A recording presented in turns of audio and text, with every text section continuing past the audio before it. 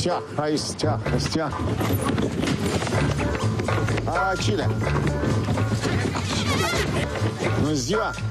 Bună ziua! Mama, spune bună ziua! Bună ziua! Bă, tu mă cunoști? Da! Hai noroc! Ce faci, mă? Bine! Tu nu ești Denis? Ba da! Ia vină cu ia. Băi, uite-mă că se urcă.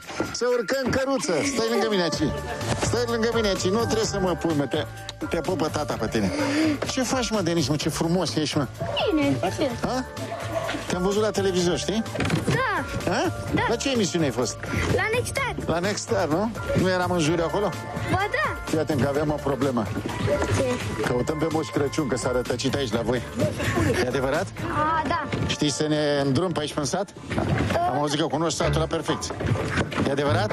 Eu tata mea, am fost cu tati la cânt și tati am condus calul și noi când să... Stai spate, stai jos. Noi când să plecăm de la câmp, Da. la treierat, eu am mers singur cu calul. Extraordinar. Păi da, m-am gândit eu, de asta am luat căruța asta.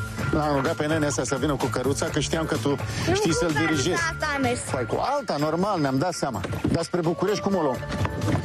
Ha? Spre București? Știu. Ai auzit de proba aia de popularitate? Stai un pic așa să nu cazi din căruță. Stai în fund. Da. Stai în fund. Ai auzit de proba de popularitate? Da. Da? Știi că te-a votat lumea? Da. Știi? Da. Cum să știi, mă, când îți spun eu acum că te-a votat? știu. Că știi că există proba de popularitate. Da. Ei, te felicit că ai fost votat și o să mergi la București acolo să-i încânți și să cânti, să-i zăpăcești pe oameni, da? Unde mergem?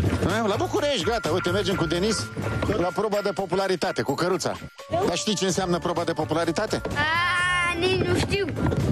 Fă-le cu mâna, așa, uite, lumea acolo. M-a calificat în finală de popularitate! Bravo! Yeah!